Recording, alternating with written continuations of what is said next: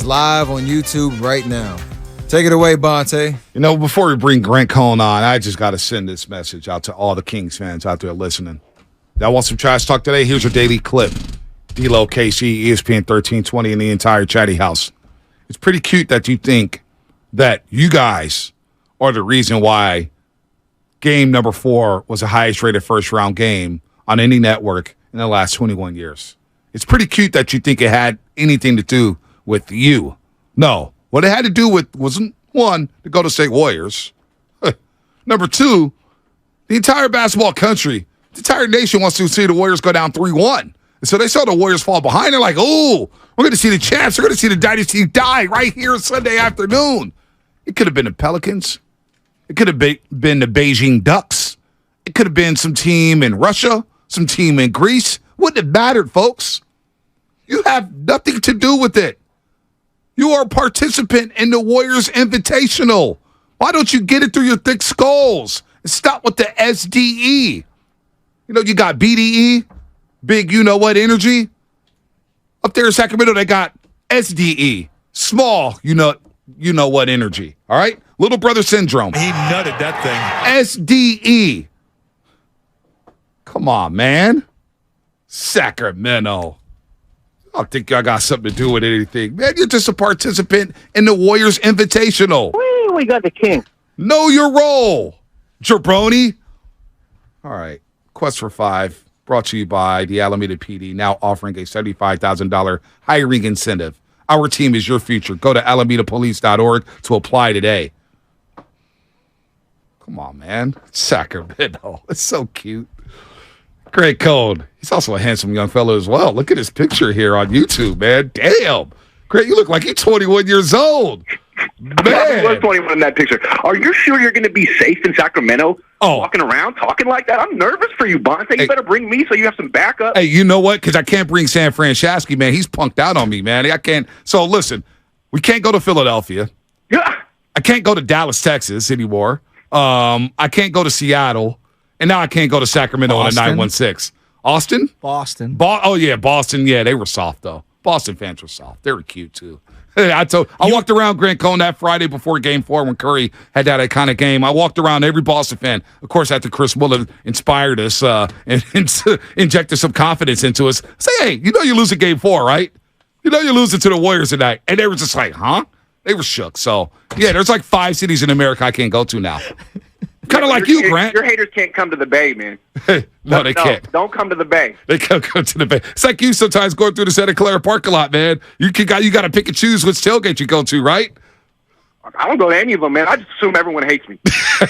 That's probably a good way to live. All right. It's a good way to live. No, look, Jeffrey, he's getting. Look, hey, Grant, you got to do something for me. The last 2 weeks, I thought I was working with the Butcher Boy. That's why I love him, man. We've been doing work together for so long, and all of a sudden, Sausalito Joe came out of nowhere.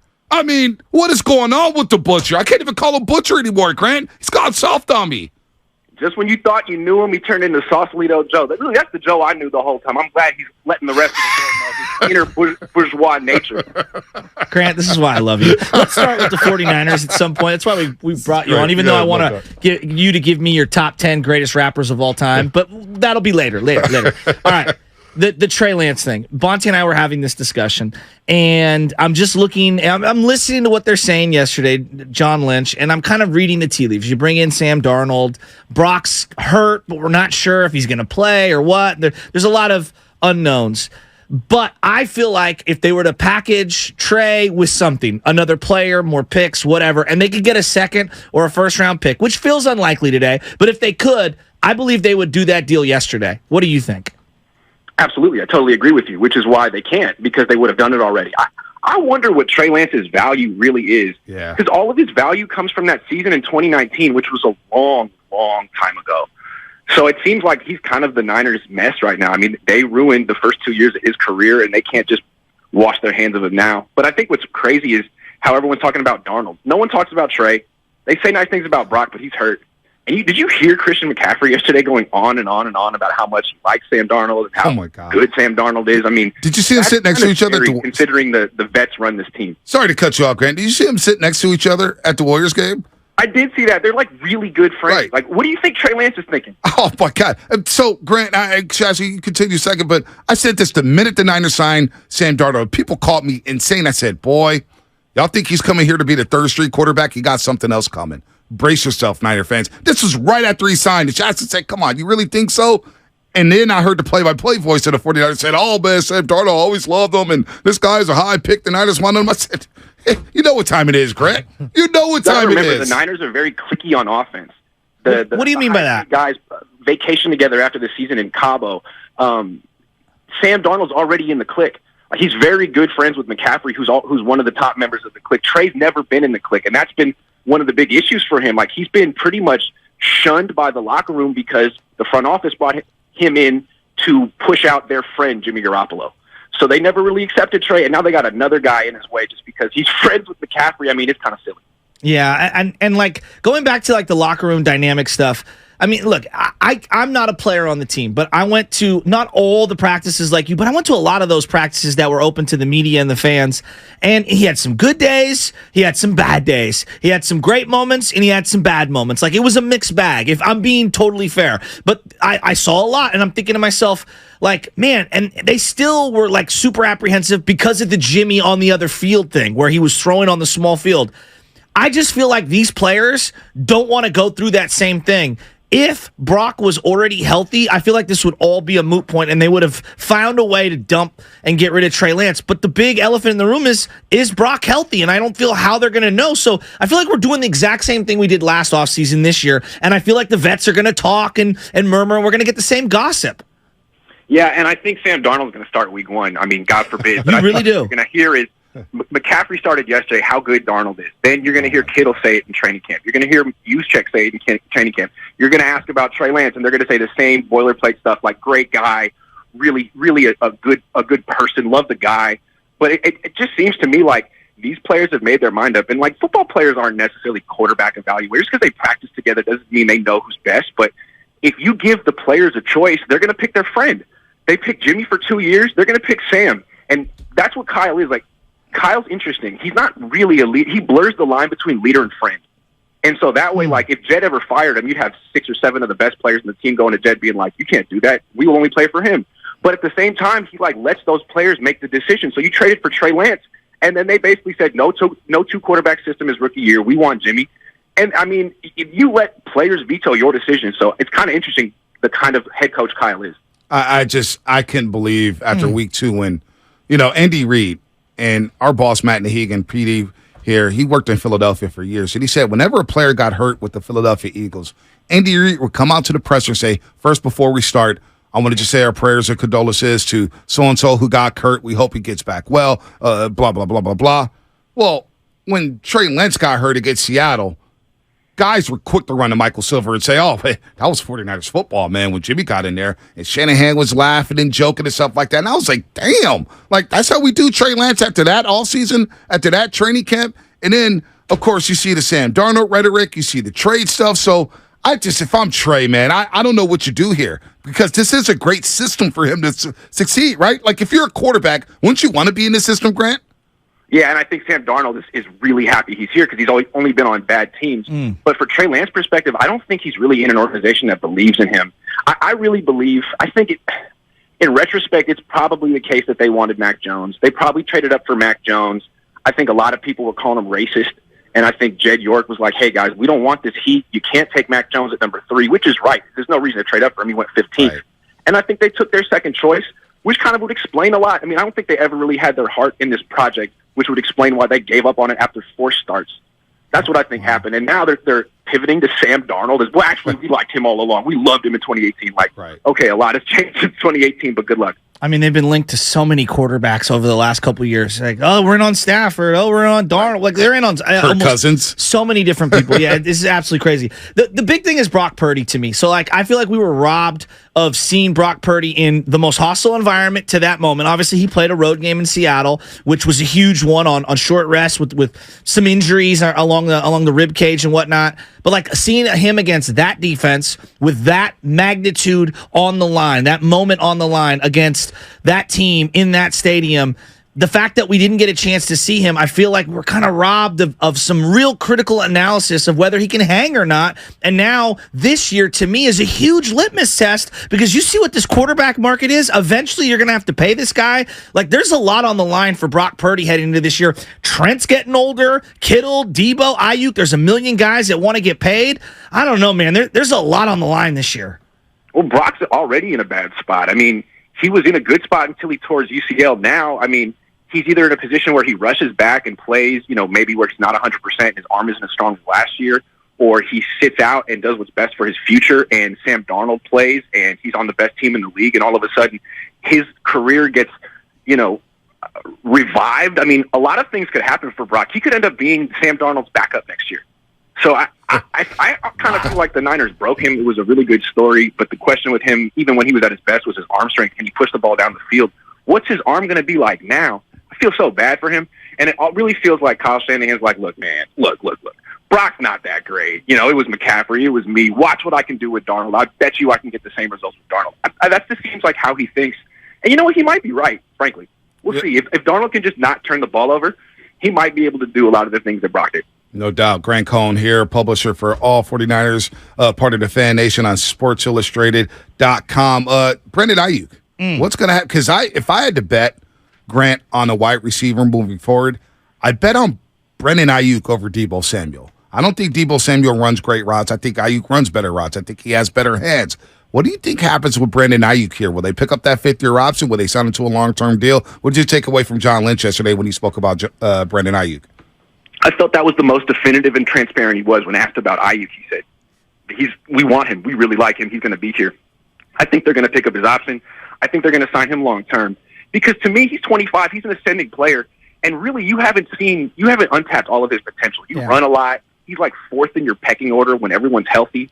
But, like, what about in 2 years? Like, Kittle's not getting better. Thank you. I could see Ayuk leapfrogging Kittle in the pecking order this year. So really, I mean, I think there's a reason the Niners have been looking at a bunch of tight ends in the draft. This could be Kittle's last year on the team. Because if he's fourth in the pecking order in 2024 when he's 31, you really need to pay him $20 million a year to be that. I don't think so. So actually, I look at Ayuk being here for a long time. I don't know about Kittle. Is this the last run for this core? Yeah, absolutely. It's getting old.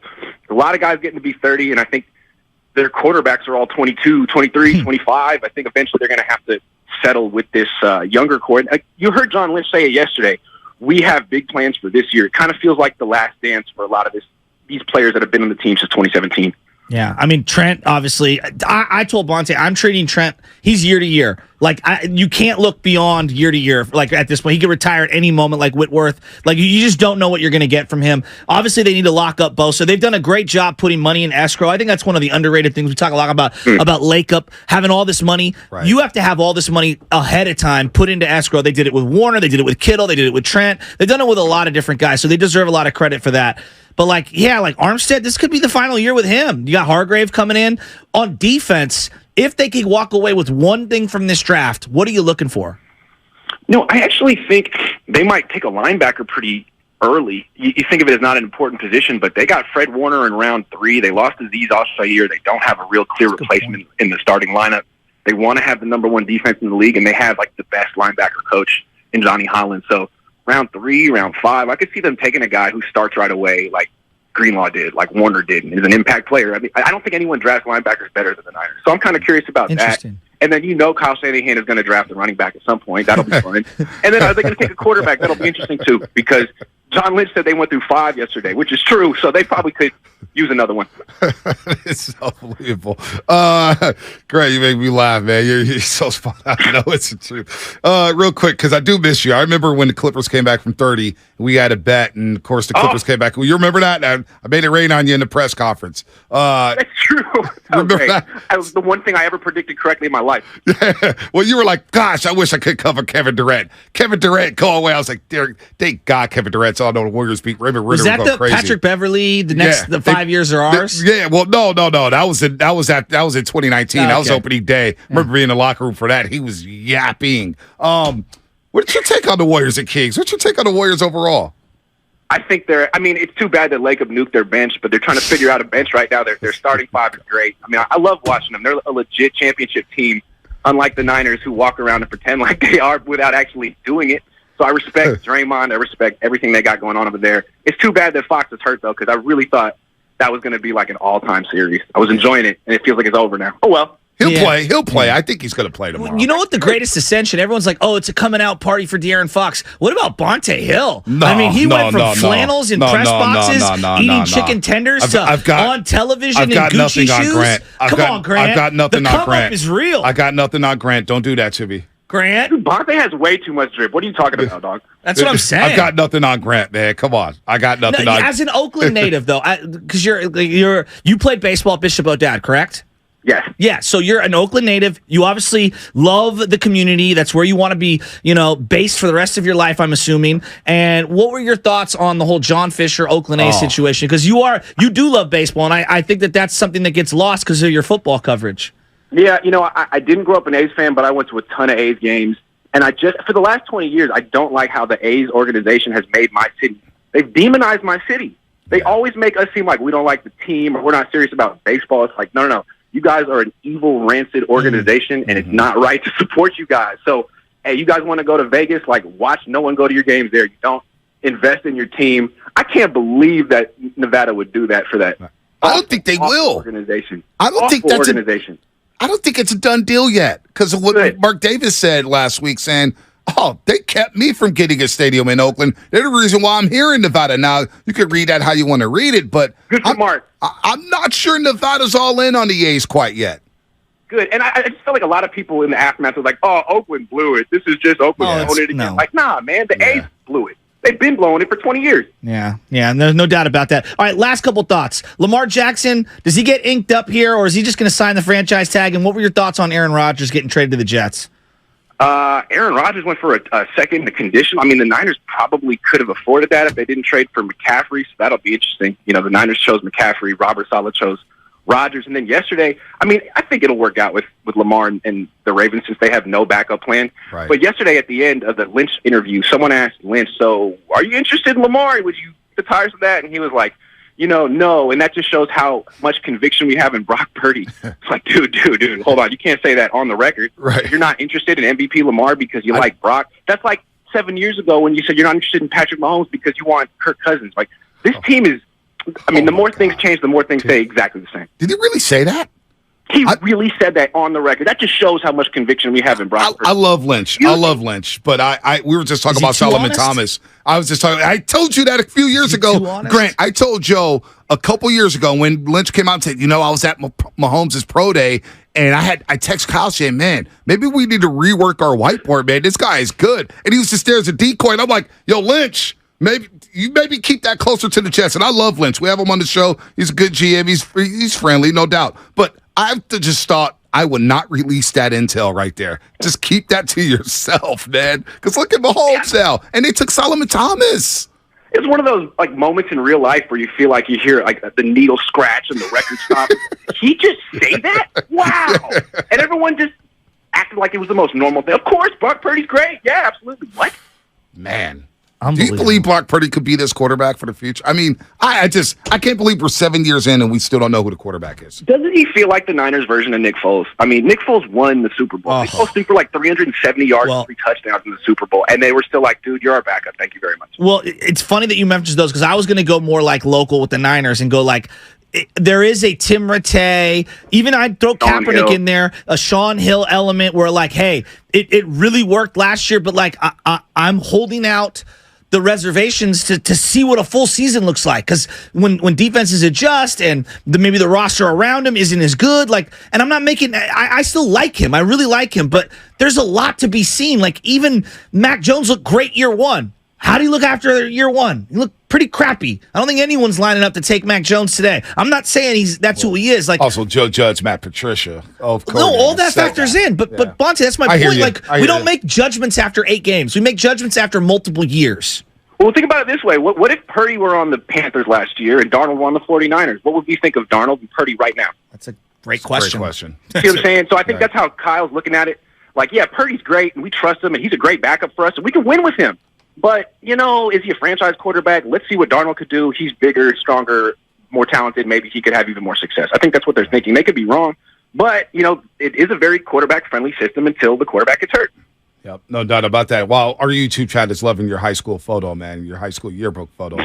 See your picture. I should update that. Hey, getting ready for prom there. Two studs. That's all right. I have the same, what do they call it, headshot? I have the same headshot from like 6 years ago. No. Whatever.